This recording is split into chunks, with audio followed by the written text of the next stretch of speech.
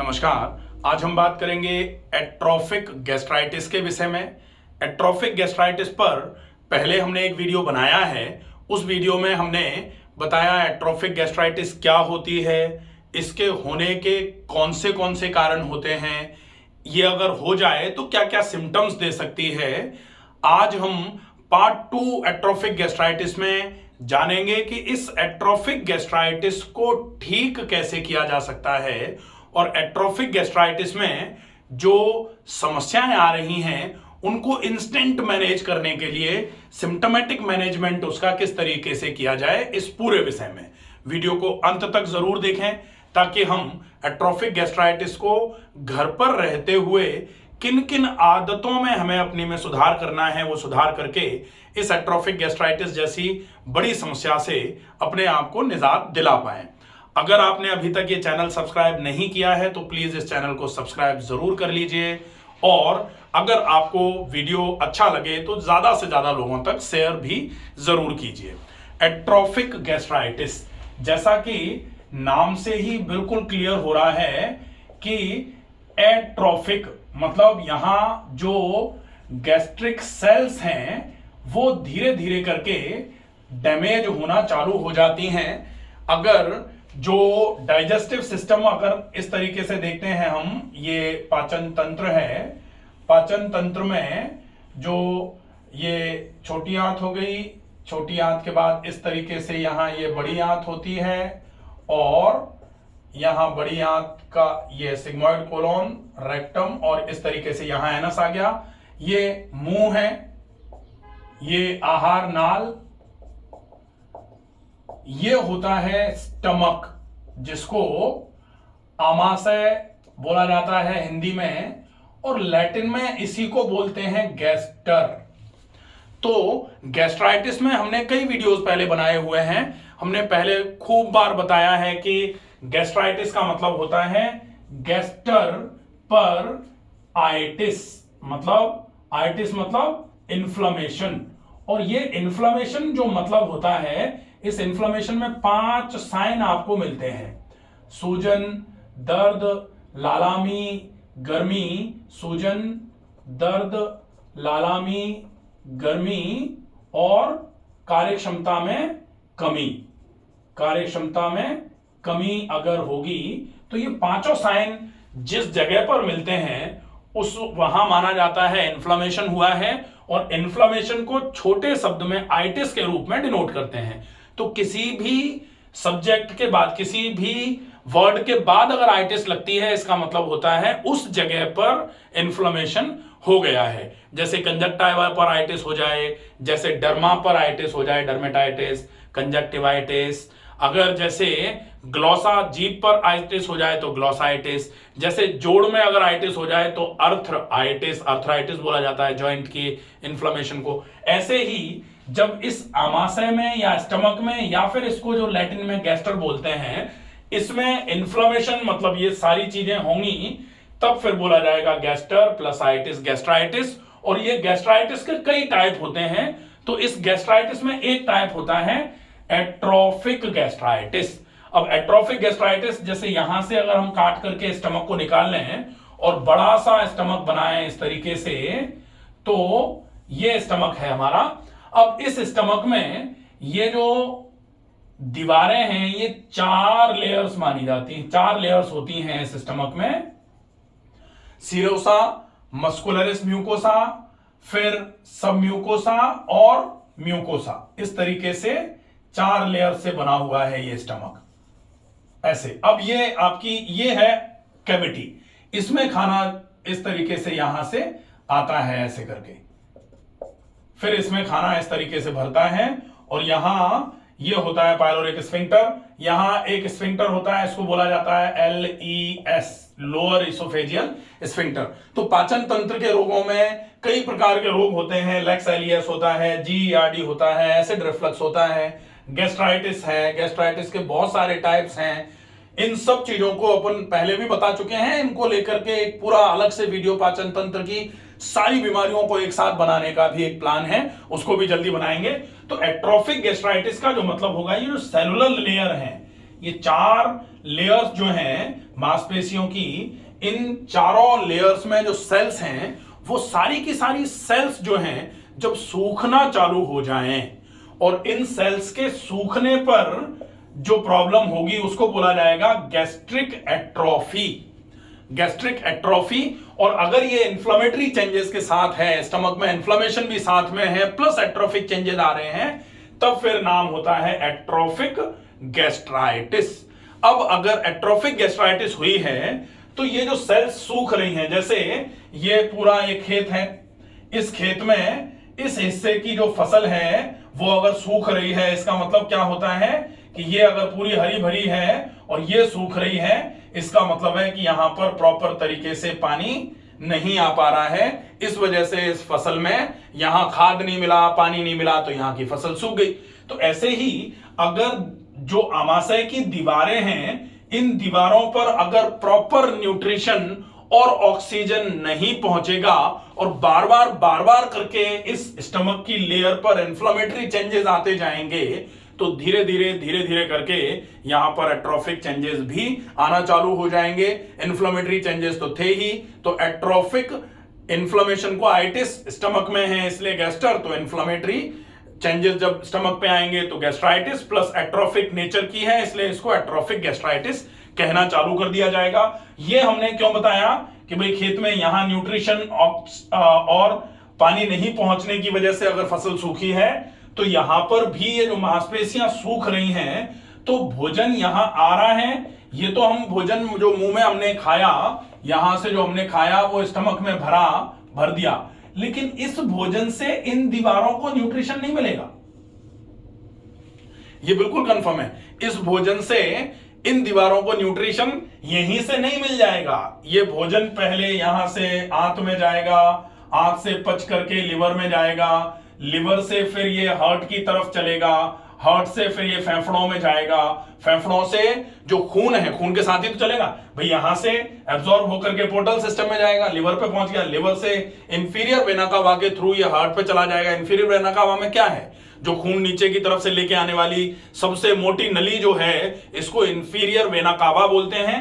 इसमें से हार्ट की तरफ जाता है जो भी यहां से कंटेंट है वो, अब वो खून बनकर ही जा रहे हैं, खून ही है, वो खून में ही पहुंचा है सारा कंटेंट। अब वहां से खून ऑक्सीजन लेने के लिए फेफड़ों में जाता है और फेफड़ों से फिर हार्ट के लेफ्ट वाले चैम्बर में आता है। Cardiovascular system by doctor Ramakant Sharma मैंने पहले बनाया हुआ है, आप उसको देख लेना कि किस तरीके से आप अपने खून की चाल को बढ़ा सकते हो। तो फिर जब लेफ्ट वेंट्रिकल से पूरे तरीके से खून पूरे शरीर में पहुंचने के लिए न्यूट्रिशन और ऑक्सीजन लेके चलता है, जिसको शुद्ध रक्त बोला जाता है, जिसको प्योर ब्लड बोला जाता है, ऑक्सीजनेटेड ब्लड बोला जाता है, जिसमें न्यूट्रिशन भी पहुंच गया है अब, तब वो जो खून की नली है वो एब्डोमिनल एओर्टा से होते हुए गैस्ट्रिक आर्टरी जो होगी वो इस आमाशय की दीवारों को जब सप्लाई करेगी, तब आमाशय की दीवारों पर ऑक्सीजन और न्यूट्रिशन पहुंचना चालू होगा। तब तक आमाशय की दीवारों पर ऑक्सीजन न्यूट्रिशन नहीं पहुंच रहा है, इस बात का विशेष ध्यान रखना पड़ेगा। तो आप क्या खा रहे हो, अगर वो पचेगा नहीं तो बेकार हो गया, आपके लिए कोई मतलब नहीं, और पच भी गया अगर सर्कुलेशन नहीं है तो भी बेकार हो गया, क्योंकि पचने के बाद तो वो अगर मान लो एब्जॉर्ब होकर के सर्कुलेशन में नहीं जा पाया तो फिर बेकार है। तो इसलिए भोजन पच जाए अच्छे तरीके से, इसका ध्यान रखना पड़ेगा, और भोजन अच्छे तरीके से पचने के बाद सर्कुलेशन में उसके इंग्रेडिएंट्स जो हैं, जो पोषक तत्व हैं, वो सर्कुलेशन में पहुंचे और वो सर्कुलेशन के साथ में आमाशय की दीवारों पर वो न्यूट्रिशन पहुंचे, ऑक्सीजन ज्यादा मात्रा में पहुंचे, तब फिर आमाशय की दीवारों की कोशिकाएं जो सूख रही हैं वो धीरे धीरे करके फिर से फंक्शनल होना चालू होंगी, तब जाके ये एट्रोफिक गैस्ट्राइटिस, वैसे एट्रोफी में भी आराम मिलेगा। अब सामान्यतः ये बात बोली जाती है कि गैस्ट्राइटिस में आप दवाई लेकर के या गैस्ट्राइटिस में आप कोई चूरन चटनी लेकर के गैस्ट्राइटिस को ठीक कर लोगे, जब तक ये प्रोसेस नहीं बढ़ाओगे इन्फ्लेमेशन कैसे ठीक होगा। इन्फ्लेमेशन तो तभी ठीक होगा ना जब आपके शरीर की हीलिंग टेंडेंसी ठीक हो जाएगी, तब इन्फ्लेमेशन ठीक होता है। तो गैस्ट्राइटिस के केस में भी ये करने की आवश्यकता है, specifically in case of atrophic gastritis. तो आपको इसके बिना एट्रोफिक गैस्ट्राइटिस तो ठीक ही नहीं होगी।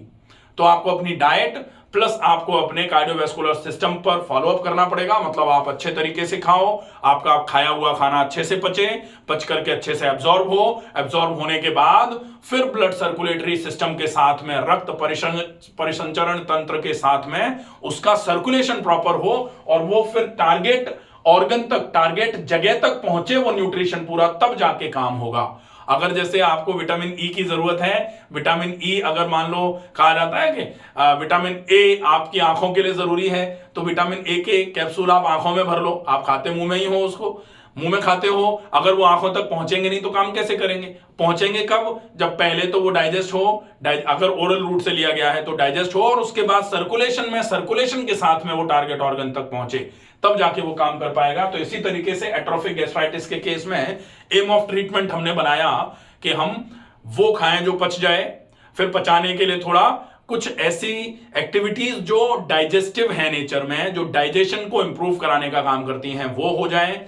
आजकल क्या व्यवस्था चल रही है कि हम पचाने के लिए भी एंजाइम ले रहे हैं, फिर पच जाए तो एलिमिनेट नहीं हो रहा, तो एलिमिनेट करने के लिए भी लैक्सेटिव या परगेटिव का यूज किया जा रहा है। तो हमारा सिस्टम क्या कर रहा है? फिर हम जब सारी चीजें ही सपोर्ट से कर रहे हैं तो धीरे धीरे करके एडिक्टिव हो जाएंगे उन सपोर्ट्स के लिए। आज अपने आप पेट साफ नहीं होता, अगर हमने पेट साफ कराने के लिए किसी भी चूरन चटनी का उपयोग करना चालू कर दिया तो डेफिनेटली धीरे धीरे करके हम उस के लिए एडिक्टिव हो जाएंगे, फिर हमारा पेट अपने आप साफ होना चालू नहीं होगा। जबकि कहा जाता है बॉडी हील्स इटसेल्फ। अगर शरीर को थोड़ा सा भी हम टाइम दे दें तो शरीर अपने आप को स्वतः ही ठीक करने की कोशिश करना चालू कर देता है, और वो होता है जब आपके शरीर में, आपके शरीर की टेंडेंसी बढ़ जाती है। अगर हमारे घर में चोरी हो रही है, चोर हमारे घर में आए हैं, हम उनको नहीं मार पा रहे, पड़ोसियों को बुला के पिटवाएंगे या किसी अपने नातेदार रिश्तेदार को बुला के पिटवाएंगे उनको, तो आज तो पीट करके वो चले जाएंगे, कल फिर आ जाएगा कोई, तो फिर हम किसी को बुलाएंगे। तो ये बार बार बुलाने का झंझट खत्म हो जाए। एक आध बार अगर जरूरत पड़े कभी बुला लिया, चलो ठीक है, लेकिन आगे के लिए जरूरत ना पड़े, हम इतने सक्षम हो जाएं कि हम खुद ही निपट लें चीजों से। ऐसे ही हम अपने सिस्टम्स को, हम अपनी पूरी बॉडी को सक्षम बनाएं ताकि वो अपने आप ही अपनी सारी चीजों से, अपने सारे रोगों से निपटने के लायक हो जाए। तो सबसे पहले नंबर पर अब आ जाती है, पहले नंबर पर डाइट थेरेपी। तो डाइट और एक्सरसाइज, दो चीजें अगर आपने सही तरीके से कर ली, प्लस कुछ ट्रीटमेंट्स हैं जो आप अगर अच्छे तरीके से फॉलो कर लेंगे, एट्रोफिक गैस्ट्राइटिस में आपको बहुत अच्छा आराम हो जाएगा। वीडियो लंबा होता है, फटाफट बताते हैं। जो डाइट में आपको क्या करना है, जो जल्दी पच जाए वो खाना खाओ। अब जल्दी पच जाए वो कौन सा खाना है? आप ज्यादा मात्रा में सब्जियां उबली हुई खा सकते हैं, आप ज्यादा मात्रा में फल खा सकते हैं, आप खिचड़ी, दलिया, इसमें सीजनल सब्जियां मिला करके अच्छे तरीके से खुले में बना करके खा सकते हैं। आपको जो भी खाना है उसके खाने का तरीका यह होना चाहिए कि एक ग्रास को आप कम से कम 50-60 बार चबा के खाएंगे, तब वो पचना चालू होगा। अब एम ऑफ ट्रीटमेंट हमने क्या रखा था कि खाने का पाचन ठीक हो, पाचन के लिए इन सारी चीजों की जरूरत है। दूसरे नंबर पर खाना जब पचना चालू हो जाए तब फिर, अब ये खाना है, इसकी टाइमिंग आप सुधार लो, क्योंकि काल शुद्धि अगर नहीं करी तो भी गड़बड़ है। काल शुद्धि का मतलब है समय भी ठीक ठीक होना चाहिए हर चीज का। आप अच्छा खा रहे हो, आपका तरीका खाने का अच्छा है, लेकिन अगर समय ठीक नहीं है तो भी बेकार हो जाता है। तो काल शुद्धि भी बहुत ज्यादा आवश्यक है। किसी पेशेंट ने या किसी व्यूअर ने एक कमेंट लिखा था कि काल शुद्धि आहार, काल के हिसाब से, काल आहार जो होता है, काल विरुद्ध आहार, कि कौन से समय पर कौन सी चीज नहीं खानी है, इसके ऊपर एक वीडियो बनाया है। बहुत जल्दी ही उस वीडियो को भी बना करके अपलोड किया जाएगा। कोशिश करें कि आप अपनी टाइमिंग को सुधारें। तो जो अल्पाहार, जिसको ब्रेकफास्ट बोला जाता है, वो टाइम जो होना चाहिए वो कोशिश करें आप 9-9:30 बजे के आसपास हो जाए, लंच आपका 12 से 1 के बीच में हो जाए, डिनर आपका 6:30 से 7:30 के बीच में हो जाए। पूरे दिन में खूब सारा पानी पीना है। यहां आप डाइट में इतने चेंजेस कर लो, बहुत है, खूब चबा के खाओ, टाइमिंग का ध्यान रखो, कंटेंट आपको बता दिए क्या क्या लेने हैं। इसके अलावा आप कोशिश करो एक्सरसाइजेज में टहलना बहुत अच्छा है, या yoga to improve gut motility by doctor Ramakant Sharma, या फिर आप देख सकते हैं कि yoga for constipation by doctor Ramakant Sharma, ये भी जो है yoga to improve digestion by doctor Ramakant Sharma. ये कई वीडियोस हमने बना रखे हैं अलग अलग, आप इसमें से भी कोई सा भी एक सेट निकाल करके कौन से आसन किस तरीके से करना है समझते हुए अगर करेंगे तो डेफिनेटली आराम होगा। अगर आप योगा नहीं करना चाहते, आसन नहीं करना चाह रहे हैं, तो पहले पहले कोशिश करें ज्यादा से ज्यादा देर के लिए टहलें, और टहलने के बाद अनुलोम विलोम प्राणायाम और डीप ब्रीदिंग, क्योंकि कार्डियोवैस्कुलर सर्कुलेशन जो है वो इसी से बढ़ेगा। तो बहुत अच्छा रहेगा, ये व्यायाम हो जाएगा, सवेरे हो जाए थोड़ी देर, थोड़ी देर के लिए शाम को भी अगर कर लेते हैं तो बहुत अच्छे रिजल्ट्स मिलेंगे आपको। इसके साथ में नेचुरोपैथी के ट्रीटमेंट्स होते हैं कुछ जो गट मोटिलिटी को इंप्रूव करने का काम करते हैं, जो ब्लड सर्कुलेशन इंप्रूव करने का काम करते हैं। अब आप स्टमक वाले लेवल पर जो लेफ्ट साइड है, जो बिल्कुल फेफड़ों के नीचे जो पसलियां हैं उनके नीचे का जो लेफ्ट साइड का हिस्सा है, इस जगह पर गर्म ठंडा सेक करेंगे। ये आपके लिए बहुत इफेक्टिव रहेगा। गर्म ठंडा सेक 2 मिनट गर्म 1 मिनट ठंडा 5 बार रिपीट करके 15 मिनट का ट्रीटमेंट है। इसके बाद फिर आप मिट्टी की पट्टी अगर लगा सकते हैं तो बहुत अच्छा रहेगा, अदरवाइज आप गीला कपड़ा लगा लें। ये भी बहुत अच्छा ट्रीटमेंट है, बहुत अच्छा काम करता है। इसके बाद अगर संभव हो जाए तो पेट की सफाई के लिए बहुत ज्यादा नहीं तो सप्ताह में पहले महीने तक सप्ताह में 2 बार एनिमा हो जाए, और महीने भर के बाद में सप्ताह में 1 बार भी अगर एनिमा होता रहेगा तो बहुत उपयोगी है, बहुत फायदा करेगा। इसके बाद अब हम बात करते हैं कि आपको अपनी जीवन शैली में कौन से चेंजेस करने हैं। तो जनरल चेंजेस जो हैं, सवेरे जल्दी जागना, रात को जल्दी सोना, खाना टाइम पर खाना, ये सारे चेंजेस तो हैं ही। अब कोशिश करनी है कि खाने को बहुत चबा के खाना, पानी थोड़ा थोड़ा करके बार बार करके पीना, खाने के तुरंत पहले तुरंत बाद पानी नहीं पीना। ये कुछ अच्छे चेंजेस हैं जो आपको करके रखने चाहिए। अब देखेंगे हम कि आप परहेज में क्या रखेंगे अगर आपको एट्रोफिक गैस्ट्राइटिस हो रही है। सबसे बड़ा परहेज है लिथार्जिकनेस। लिथार्जिकनेस का मतलब है व्यायाम नहीं करने की अवस्था। ये सबसे पहले त्याग दो, रेगुलर व्यायाम करना शुरू कर दो। दूसरे नंबर पर एट्रोफिक गैस्ट्राइटिस के केस में अगर आपको कार्डियोवैस्कुलर जनरेशन करना है तो प्राणायाम करने की आवश्यकता है। अगर आप प्राणायाम नहीं कर रहे हैं तो फटाफट प्राणायाम करना चालू कर दें। मैदे से बनी सारी चीजों को त्याग दो और कोशिश करो कि तनाव बिल्कुल भी ना रहे। ये आपके निषेध में आ जाएगा। आशा है ये वीडियो आपको पसंद आएगा। ज्यादा से ज्यादा लोगों तक इस वीडियो को शेयर करें। स्वस्थ रहिए, सुरक्षित रहिए। धन्यवाद।